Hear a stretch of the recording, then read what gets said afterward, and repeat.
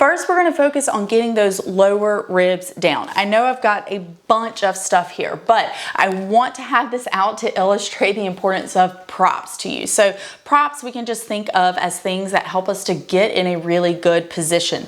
I've got an AirX pad here, so just something kind of squishy, a few yoga blocks, a blanket, a couple of towels. Well, these are actually burp cloths, and then a yoga strap. So just know that like you may have to kind of pull out various things to make sure that you can get yourself in a really good position, because that is the most important part, is that we want to nail the setup for these things so that you are setting yourself up for success in the exercise. So now we are going to get down on the ground and I'll show you how I get set up, and we're going to use a few of these props to really execute our first exercise, which is going to be looking at lower ribs down and deep core up. When I'm getting set up for this exercise, I want to make sure that I've got something fairly padded for my head, so I'm going to choose to use this pillow. I want something that I can rest my feet on, so I'm going to use the AirX pad for that. I don't think I'll need the yoga blocks for this one, and I'm going to use this yoga strap. You could easily use like a long towel or something of that nature, a pretty strong band. And I'm going to go ahead and put the yoga strap just kind of like around my lower ribs like this. All right. And so you can meet me down here on the floor. I'm gonna have my head resting on the towel, and I'm gonna get my pad. So I just want it so that my feet are like slightly up off the ground so that they're not on the ground. It's just gonna help with positioning a little. So I'm gonna make sure I got my yoga strap kind of right around those lower ribs. All right, this is all good. Okay, so I'm gonna let this go down. Now, what I want to kind of sense here is what is going on with my back. If even with my feet up on the block, I can really feel my lower back is just pulling away from the ground, I may need to put a couple of really small towels just folded up very thinly underneath here. We essentially want to make sure that the ground can meet you where you're at. So I'm able to get a nice posterior tilt of my pelvis, but sometimes really early postpartum, that can be hard, and you may go to tilt your pelvis and be like, it's not moving. So if that is what you find, then bring the ground up to you and put some towels kind of right here.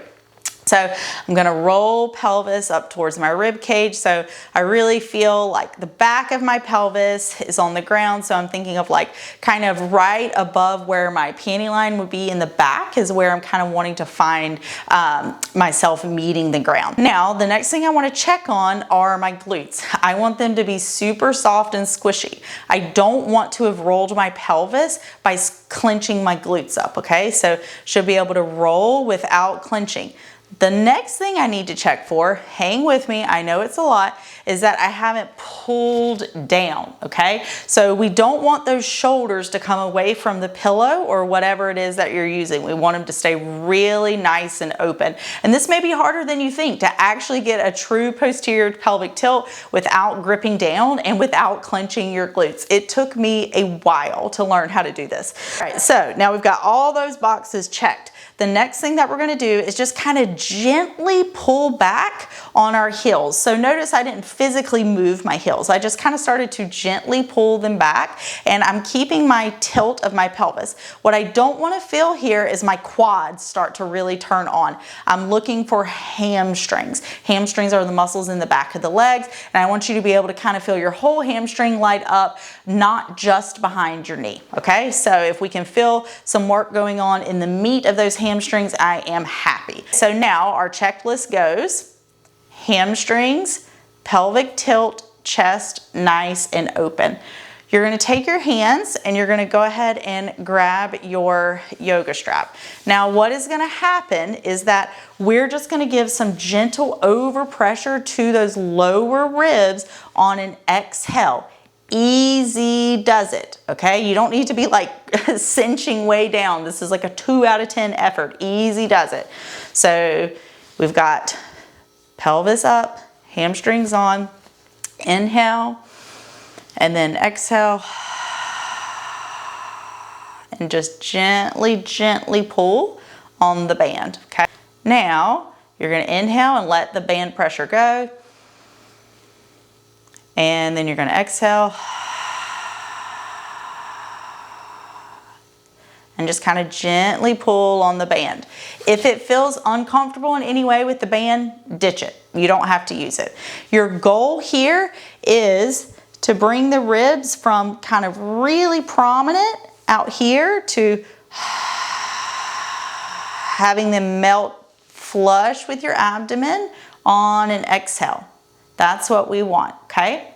The next important piece of this, as we're going through our checklist here, is as we're exhaling that we're able to get tension from the bottom up. This can be tough postpartum, because as we start to be able to get the ribs to come down, a lot of times we'll push out down here. So we want to be able to get ribs to come down without low belly coming up.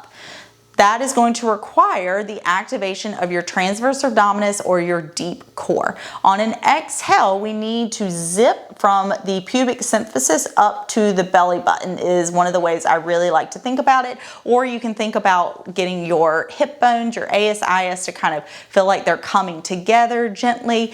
However you need to think about it, and whatever works for you is totally fine. We want to make sure that as you're getting those lower ribs to come down, that you're not pushing out down here.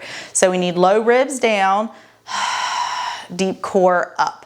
Low ribs down, deep core up. That's all happening on your exhale. I don't want you to really worry too much about the inhale right now. We want to nail the exhale first, okay? So your checklist as you're going through this for yourself is that you can really kind of keep those shoulders nice and open. We don't want the shoulders rolling forward and crunching down.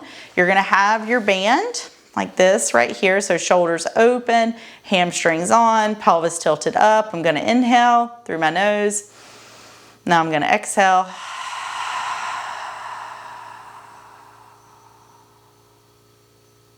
Make sure ribs come down, deep core comes up without crunching down. All right, so that is your first step in learning how to get your ribs down. And this is called a hook lying position, and it's a popular position that we can use to facilitate different actions in breathing drills.